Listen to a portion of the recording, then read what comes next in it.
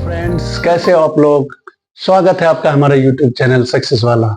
आज हम आपको क्लास 9th के चैप्टर नंबर 6 लाइंस और एंगल्स के बारे में पढ़ेंगे। ये बहुत ही इंटरेस्टिंग आपका चैप्टर है जिसमें हम डिटेल से एक एक करके वन बाय वन थ्योरी को पढ़ेंगे। इसमें जो है सबसे पहला नंबर हमें बेसिक के बारे में जानना है।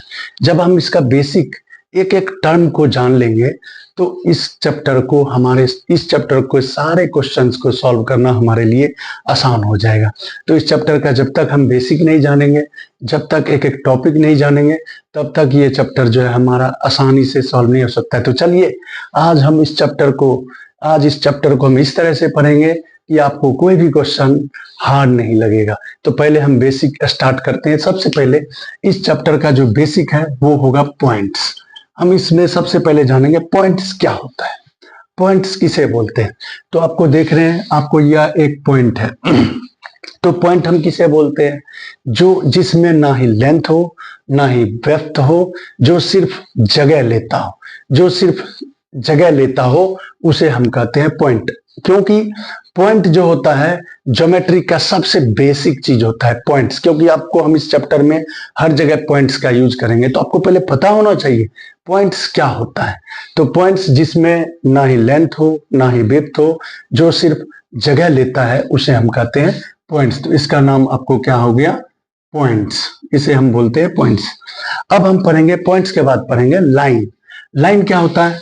जब हम कई सारे पॉइंट्स को जब हम आपस में इसे मिलाते हैं तो यह एक लाइन फॉर्म करता है। जब बहुत सारे पॉइंट्स को, छोटे छोटे पॉइंट्स को जब हम मिलाएंगे तो यह फॉर्म करेगा लाइन। तो लाइन किसे बोलते हैं? आपको लाइन के बारे में जानना है। लाइन क्या होता है? देखिए, जिसको कि हम दोनों तरफ बढ़ा सकते हैं, यानी इन्फिनिटी दूरी तक। ये भी इन्फिनिटी हो गया और ये भी इन्फिनिटी, यानी जिसे हम दोनों तरफ, राइट साइड भी लेफ्ट साइड भी, जितना मर्जी उतना बढ़ा सकते हैं, जिसका कोई फिक्स पॉइंट नहीं होता है, उसे हम कहते हैं लाइन। तो अब चलिए लाइन के बाद नेक्स्ट जो हम पढ़ेंगे पॉइंट्स, वो पढ़ेंगे रे। रे क्या होता है? रे किसे बोलते हैं? और जो है लाइन को हम कैसे डिनोट करेंगे? जैसे मैंने लिख दिया ए बी, इसे हम डिनोट्स कैसे करेंगे? ए बी पर दोनों तरफ एरो का निशान लगा देंगे तो यह होगा आपको लाइन। लाइन को डिनोट्स करने का ये सिंबल होता है, ए बी के दोनों तरफ एरो का निशान लगा देंगे। आगे देखिए, अगला पॉइंट पढ़ेंगे रे। रे क्या होता है? जिसका एक एंड पॉइंट हो और जिसको एक और इनफिनाइट दूरी तक हम बढ़ा सकते हैं। इनफिनाइट दूरी तक जिसे हम बढ़ा सकते हैं और जिसका एक एंड पॉइंट होता है उसे हम रे कहते हैं। इसे हम डिनोट कैसे करेंगे? जैसे यहाँ ए है, यहाँ बी पॉइंट है, इसे आप डिनोट करेंगे तो ए बी हो गया। आपको एक तरफ एरो का निशान लगा देंगे तो वो होता है आपको रे। अब नेक्स्ट पॉइंट पढ़ेंगे हम लाइन सेगमेंट। लाइन सेगमेंट क्या होता है उसके बारे में हम पढ़ेंगे। लाइन सेगमेंट किसे बोलते हैं? तो लाइन सेगमेंट जो होता है वह जो होता है एक जो है पोर्शन होता है। किसका पोर्शन होता है? तो लाइन का एक पोर्शन होता है। जैसे मान के चलिए मैंने एक लाइन खींच दिया जिसके दोनों तरफ एरो है। अब इसमें से हम क्या कर लेंगे? कट कर लेंगे। तो यहां पर हम कटिंग कर लिए। तो यानी जो होता है लाइन सेगमेंट किसे बोलते हैं? तो लाइन का एक यह पार्ट होता है जिसको कि हम क्या बोलते हैं? लाइन सेगमेंट कहते हैं। और लाइन सेगमेंट देखिए, जिसका जो होता है दो एंड पॉइंट हो, यानी इसे हम जितना मर्जी उतना नहीं बढ़ा सकते हैं। जिसका दो एंड पॉइंट होता है उसे हम कहते हैं लाइन सेगमेंट। जैसे यहाँ पर देखिए, लाइन सेगमेंट को हम डिनोट कैसे करेंगे? इस प्रकार से डिनोट करेंगे। तो यह हो गया आपको लाइन सेगमेंट। अब नेक्स्ट हम पढ़ेंगे पॉइंट। नेक्स्ट जो पॉइंट पढ़ेंगे उस पॉइंट का नाम है आपको कोलिनियर और नॉन कोलिनियर पॉइंट्स क्या होता है? कोलिनियर पॉइंट्स किसको बोलते हैं? जब दो या दो से अधिक पॉइंट्स एक लाइन पर हो, एक लाइन में हो। जब दो या दो से अधिक पॉइंट्स एक लाइन में हो तो उसे हम क्या बोलेंगे? उसे हम कहेंगे कोलिनियर पॉइंट्स। Collinear points. और जब क्या हो, एक से अधिक पॉइंट्स एक लाइन पे लाइन नहीं करे, जैसे मान लीजिए एक इधर है एक इधर है, तो इस तरह को हम बोलेंगे non collinear points. Non collinear points किसको बोलते हैं? जब कोई भी पॉइंट एक लाइन पर, जब दो या दो से अधिक पॉइंट एक लाइन पे लाइन नहीं करता हो तो उसे हम बोलते हैं नॉन कोलिनियर पॉइंट। तो आपको कोलिनियर पॉइंट क्या होता है, नॉन कोलिनियर पॉइंट क्या होता है, ये सभी के बारे में आपको पता लग गया। अब नेक्स्ट पॉइंट हम पढ़ेंगे, अब जो हम स्टार्टिंग करेंगे वो पढ़ेंगे एंगल्स। पहले पढ़ेंगे एंगल्स क्या होता है, फिर उसके टाइप्स पढ़ेंगे। तो पहले हम पढ़ते हैं एंगल्स। एंगल्स क्या होता है? एंगल किसे बोलते हैं, एंगल किसको कहेंगे? जब आप क्या बोलेंगे, जैसे एंगल्स कैसे फॉर्म होता है, जैसे फॉर एग्जांपल के लिए आपको यह एक एंड पॉइंट हुआ, इस एंड पॉइंट से एक रे इधर को निकाले, एक रे इधर को निकाले। यानी जब हम क्या कहेंगे, जब दो रे का एक ही एंड पॉइंट हो, सेम एंड पॉइंट हो, जब दो रे का सेम एंड पॉइंट हो, जैसे मान के चलिए यह एक रे है, इसका भी एंड पॉइंट ये है, या दूसरा रे है, मान लीजिए ये रे हो गया आपको ओ ए और दूसरा रे हो गया आपको ओ बी। तो जब दो रे का एक ही यानी सेम एंड पॉइंट होता है तो उसे हम क्या बोलते हैं, एंगल बोलते हैं। अब एंगल में क्या होता है, रे के द्वारा जो एंगल बनाया जाता है उसे हम आर्म्स एंगल कहते हैं। यानी रे के द्वारा जो एंगल फॉर्म होता है, जैसे मान के चलिए रे के द्वारा जो एंगल फॉर्म हुआ उसे हम कहते हैं आर्म्स एंगल, और जिस एंड पॉइंट पर फॉर्म होता है उसे हम कहते हैं वर्टेक्स एंगल। यानी एक हो गया इस यहां पर जो एंगल फॉर्म हुआ इसे हम बोलते हैं वर्टेक्स एंगल, और जो आर्म होता है इसे आप बोलिएगा आर्म एंगल। यानी रे के द्वारा जो एंगल फॉर्म होता है उसे हम बोलते हैं आर्म एंगल, और जो वर्टेक्स पर जो वर्टेक्स पर बनाते हैं उसे हम कहते हैं वर्टेक्स एंगल। तो आपको एंगल समझ में आ गया, आर्म एंगल समझ में आ गया, वर्टेक्स एंगल समझ में आ गया। अब हम पढ़ेंगे types of angle. Types of angle क्या होता है उसे हम वन बाय वन पढ़ेंगे। तो टाइप्स ऑफ एंगल, तो टाइप्स ऑफ एंगल में सबसे पहला नंबर टाइप्स ऑफ एंगल। अब पढ़ेंगे types of angle. Types of angle में सबसे पहला एंगल जो होता है वह होता है एक्यूट एंगल। अब एक्यूट एंगल किसे बोलेंगे, जिस एंगल का मेजरमेंट 0 डिग्री से लेकर 90 डिग्री के बीच में हो। यानी जिस एंगल का मेजरमेंट 0 to 90, जो 0 से 90 के बिटवीन होता है उसे आप क्या बोलेंगे, जिस एंगल का मेजरमेंट 0 से 90 के बिटवीन होता है उसे हम एक्यूट एंगल कहते हैं। जैसे मान लीजिए यह एक एंगल है, मान लीजिए यह एंगल जो है 45 डिग्री है, तो इसे आप क्या बोलेंगे, एक्यूट एंगल है, क्योंकि यह 0 और 90 के बीच है। जैसे मान लीजिए यह एंगल हमने फॉर्म कर दिया इस तरह से, मान लीजिए यह आपको 20 डिग्री है, तो इस एंगल को आप क्या बोलेंगे, मान लीजिए ये 20 डिग्री है तो इस एंगल को हम बोलेंगे एक्यूट एंगल। अब दूसरा हम पढ़ेंगे राइट एंगल। राइट एंगल किसे बोलते हैं, जिस एंगल का मेजरमेंट 90 डिग्री के इक्वल होता है उसे हम क्या बोलते हैं, राइट एंगल बोलते हैं। जिस एंगल का मेजरमेंट 90 डिग्री के इक्वल हो, 90 इक्वल टू 90, मेजरमेंट जिसका क्या हो, इक्वल टू 90 डिग्री, जिस एंगल का मेजरमेंट 90 डिग्री के इक्वल होता है उसे हम राइट एंगल कहते हैं। तो चलिए ये राइट एंगल हो गया। किस प्रकार से राइट एंगल, तो जिस एंगल का मेजरमेंट क्या हो 90 डिग्री के इक्वल होता है उसे हम कहते हैं राइट एंगल कहते हैं। क्लियर है, एक्यूट एंगल क्लियर हो गया, आपको राइट एंगल क्लियर हो गया। अब तीसरा जो एंगल होता है वह होता है ऑब्ट्यूज एंगल। तीसरा यहां पे हम पढ़ते हैं ऑब्ट्यूज एंगल। ऑब्ट्यूज एंगल क्या होता है, जिस एंगल का मेजरमेंट 90 से ग्रेटर बट 180 से स्मॉलर हो। यानी मेजरमेंट क्या बोलेंगे, मेजरमेंट जो होगा, मेजरमेंट जिसका 90 से ग्रेटर देन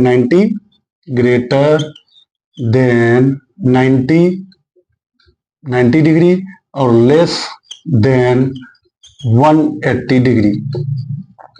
यानी आप क्या कह सकते हैं, जिस एंगल का मेजरमेंट 90 से ग्रेटर हो और 180 से लेस हो, वैसे एंगल को हम क्या बोलते हैं, ऑब्ट्यूज एंगल कहते हैं। तो ऑब्ट्यूज एंगल कैसे बनाएंगे, मान लीजिए ये आपको है इस तरह से बना दिए, मान लीजिए तो ये एंगल जो है मान लीजिए आपको है 130 डिग्री, यह एंगल है 130 डिग्री, यानी 130 डिग्री का मीन्स क्या हो गया कि जिस एंगल का मेजरमेंट 90 से ग्रेटर और 180 से लेस होता है उसे हम बोलते हैं ऑब्ट्यूज एंगल। अब नेक्स्ट जो है ऑब्ट्यूज एंगल के बाद हम अगला जो एंगल पढ़ेंगे वह होगा स्ट्रेट एंगल। स्ट्रेट एंगल क्या होता है, जिस एंगल का मेजरमेंट 180 के इक्वल हो, 180 के इक्वल हो उसे आप क्या बोलेंगे, स्ट्रेट एंगल बोलेंगे। जिस एंगल का मेजरमेंट, जैसे मान लीजिए यह एक एंगल है और जिस एंगल का मेजरमेंट 180 के इक्वल हो, जिस एंगल का मेजरमेंट 180 के इक्वल होता है उसे हम कहते हैं straight angle. Straight angle, measurement जिसका 180 के इक्वल होता है उसे हम बोलते हैं स्ट्रेट एंगल। अब नेक्स्ट जो होता है रिफ्लेक्स एंगल किसे बोलते हैं, जैसे मान के चलिए यह एंगल है, आपको रिफ्लेक्स एंगल किस प्रकार से कह सकते हैं, मान लीजिए यह जो एंगल फॉर्म किया, इस एंगल के इधर इधर जो हम बढ़ गए इसे हम बोलेंगे रिफ्लेक्स एंगल। रिफ्लेक्स एंगल क्या होता है, रिफ्लेक्स एंगल जिस एंगल की वैल्यू क्या हो 180 से greater, greater than 180, greater than 180 but less than 360।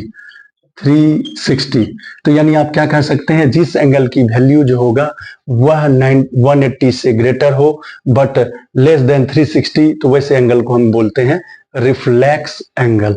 Reflex angle कहते हैं। और जो है नेक्स्ट जो होता है वह हम पढ़ेंगे कंप्लीट एंगल। कंप्लीट एंगल किसे बोलते हैं, तो जो 360 डिग्री का एंगल बनाता हो, कंप्लीट एंगल।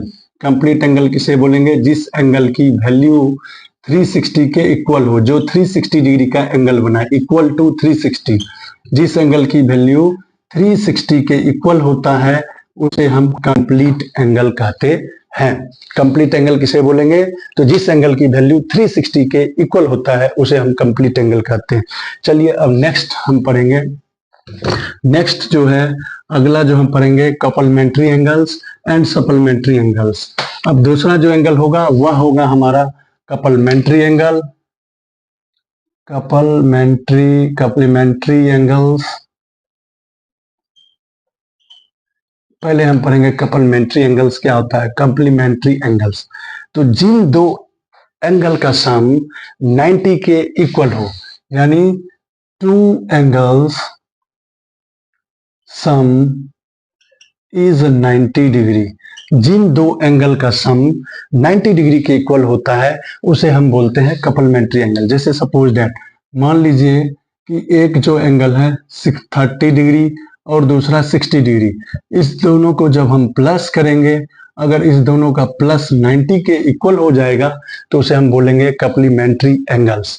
अब नेक्स्ट हम पढ़ेंगे सप्लीमेंट्री एंगल्स। किसे बोलते हैं, सप्लीमेंट्री एंगल्स।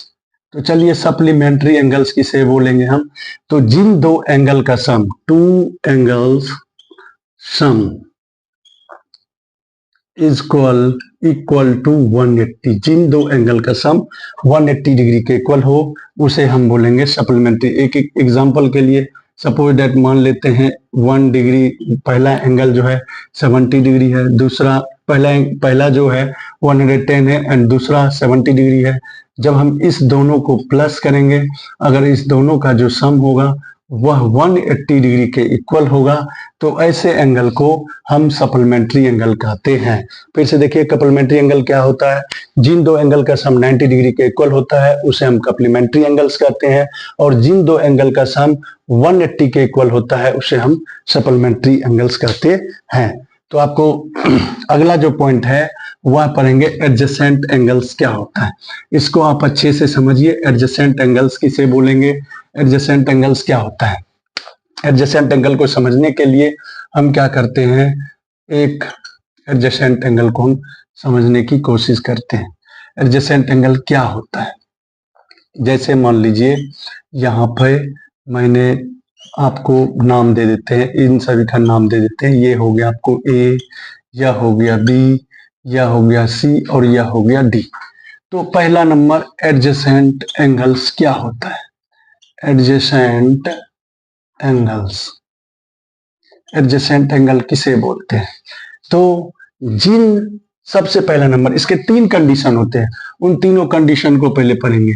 पहला नंबर कॉमन वर्टेक्स हो, जिसका कॉमन वर्टेक्स हो। दूसरा पॉइंट कॉमन आर्म हो, कॉमन आर्म हो।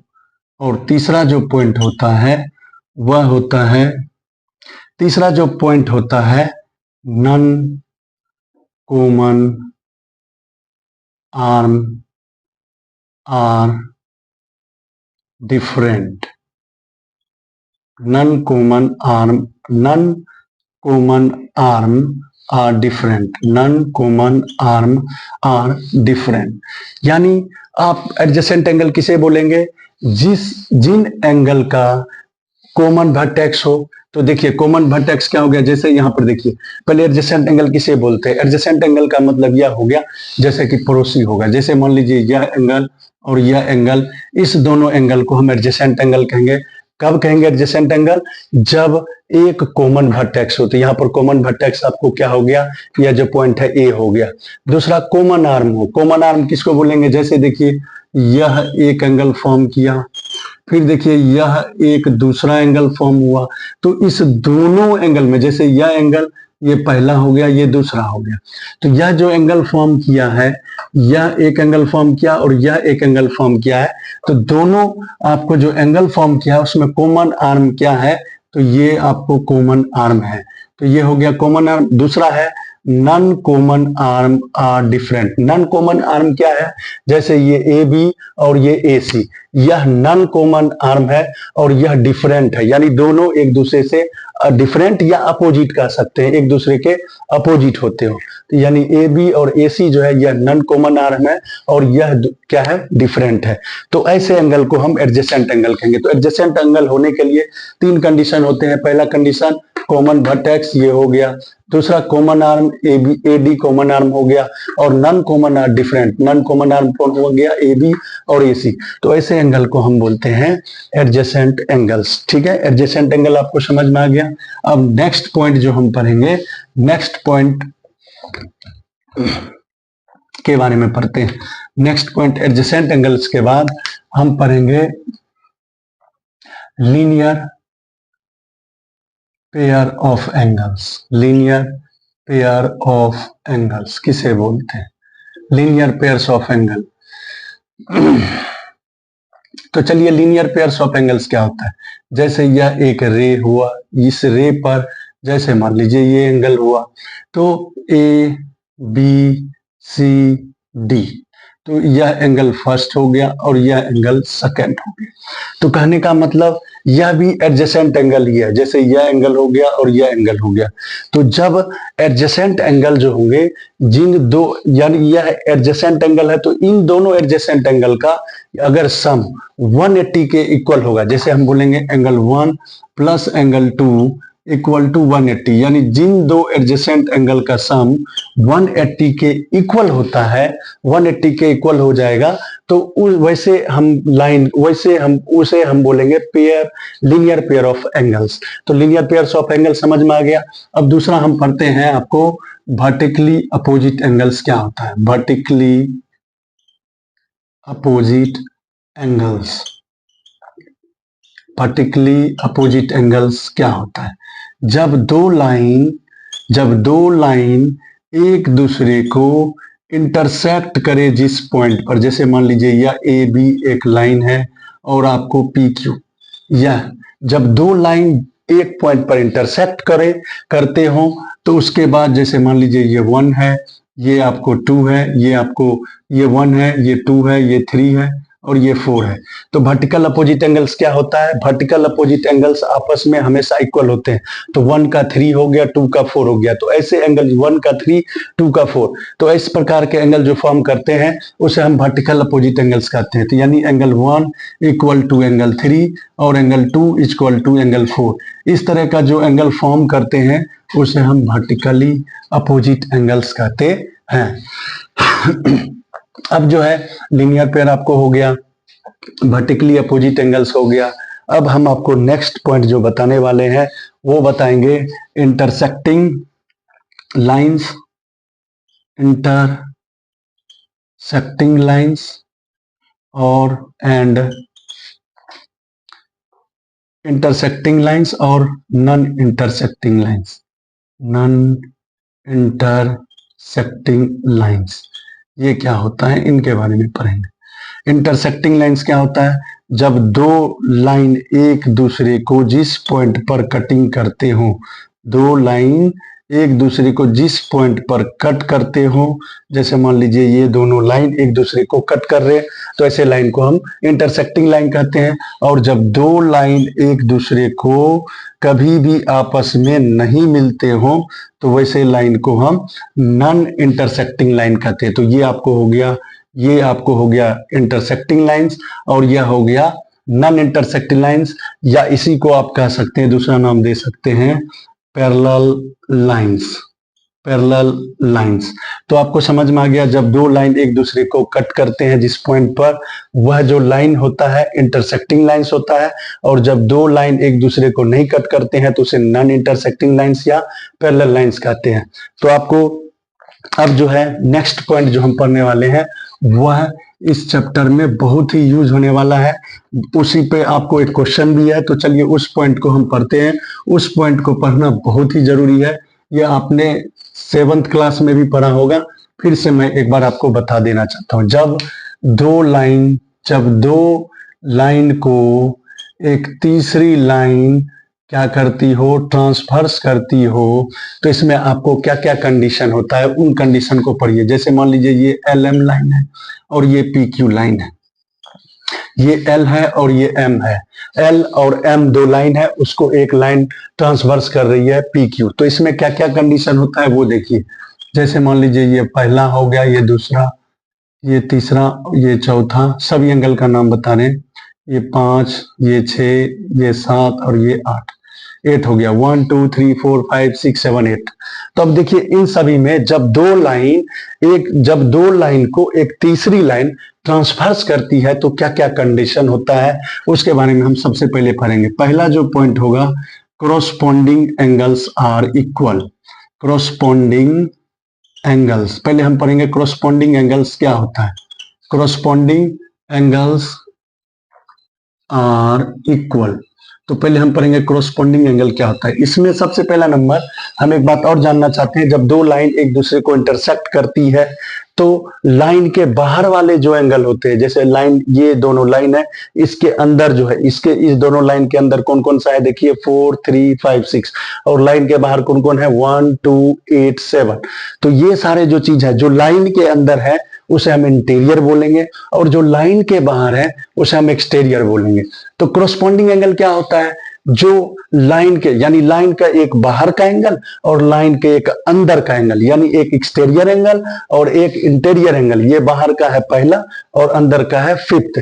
तो पहला एंगल और फर्स्ट एंगल और 5th एंगल, यानी एंगल 1 इक्वल टू एंगल 5, ये जो होंगे पहला और पांचवा, यानी फर्स्ट और 5th जो एंगल होंगे वैसे एंगल को हम बोलेंगे कोरोस्पोंडिंग एंगल। उसी तरह एंगल 2 एंगल 6, एंगल 2 एंगल 6, यानी क्या करना है, एक लेना है आपको एक्सटीरियर एंगल और एक लेना है इंटीरियर एंगल। तो एक्सटीरियर एंगल लेंगे कैसे, तो ये कि एक्सटीरियर ये ले लिए, इंटीरियर इसको ले लिए, तो ये दोनों एंगल कोरोस्पोंडिंग एंगल होंगे। उसी तरह एक एक्सटीरियर और एक इंटीरियर, ये क्या होंगे, कोरोस्पोंडिंग एंगल। उसी तरह यहाँ पर देखिए एक इंटीरियर और उसका एक्सटीरियर, फिर उसी तरह एक इंटीरियर और दूसरा इसका एक्सटीरियर, ये सारे जो एंगल होंगे वह होंगे कोरोस्पोंडिंग एंगल्स। और कोरोस्पोंडिंग एंगल्स आपस में इक्वल होते हैं। फिर से मैं बता देता हूं, एक आपको एक्सटीरियर लेना है और एक आपको इंटीरियर लेना है, एक एक्सटीरियर एक इंटीरियर, फिर एक इंटीरियर एक एक्सटीरियर, इंटीरियर एक्सटीरियर, यानी इन सभी पेयर को हम क्रॉसपॉन्डिंग एंगल कहेंगे और क्रॉसपॉन्डिंग एंगल्स आपस में इक्वल होते हैं। अब दूसरा हम पढ़ेंगे, दूसरा जो पॉइंट पढ़ेंगे वो पढ़ेंगे alternate interior angles. Alternate interior angles, alternate interior angles क्या होता है उसके बारे में सोचिए।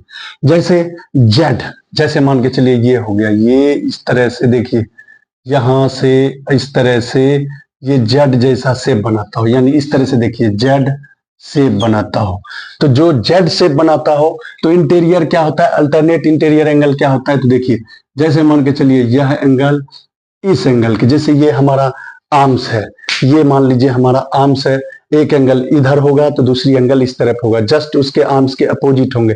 ये हमारा आर्म्स है, एक एंगल इधर तो दूसरा एंगल इधर, तो इस तरह के जैसे यहाँ पर जेड शेप बनाया तो यहाँ देखिए एक एंगल ये हुआ और एक एंगल यह हुआ, यह दोनों जो होंगे वह हमेशा अल्टरनेट इंटीरियर होते हैं और अल्टरनेट इंटीरियर हमेशा इक्वल होते हैं। आप अल्टरनेट इंटीरियर एंगल्स को अच्छे तरीके से समझ लीजिए, क्योंकि यह जो है आपको हर एक चैप्टर में अभी से 10th में भी यूज आएगा, 9th में तो है ही। तो पहले हम पढ़ेंगे अल्टरनेट एंगल। तो देखिए यहां पर मैंने क्या बोला, यह एंगल, यानी आपको ये हो गया कितना 4 और ये हो गया 6, यानी एंगल 4 इक्वल टू एंगल 6। उसी तरह देखिए इधर भी angle 3 equal to angle 5, angle 3 equal to angle 5, इसे इंटीरियर एंगल बोलते हैं। और एक्सटीरियर एंगल क्या होगा, उसी तरह देखिए अल्टरनेट एक्सटीरियर एंगल भी हम पढ़ लेते हैं। एक्सटीरियर एंगल भी क्या होता है, ये सभी आपस में इक्वल होते हैं। अल्टरनेट इंटीरियर एंगल आपस में इक्वल होते हैं, उसी तरह अल्टरनेट एक्सटीरियर एंगल्स आपस में इक्वल होते हैं। तो जैसे देखिए 1 है तो 1 का मतलब मेन आपको ये यूज आपको जानना है। अगर आपको बाहर भी लेना है तो बाहर क्या लेंगे, 1 का 7 लेंगे, 2 का 8 लेंगे। तो ये चलिए उसका इंपॉर्टेंस उतना नहीं है, लेकिन आपको ये जानना है alternate interior angles are equal. ठीक है, अब तीसरा पॉइंट जो होगा वह हम पढ़ेंगे। तीसरा जो पॉइंट है वो इंपॉर्टेंट पॉइंट है, को इंटीरियर एंगल क्या होता है। को इंटीरियर एंगल्स, को इंटीरियर एंगल्स जो होता है उन दोनों का सम हमेशा 180 डिग्री होता है।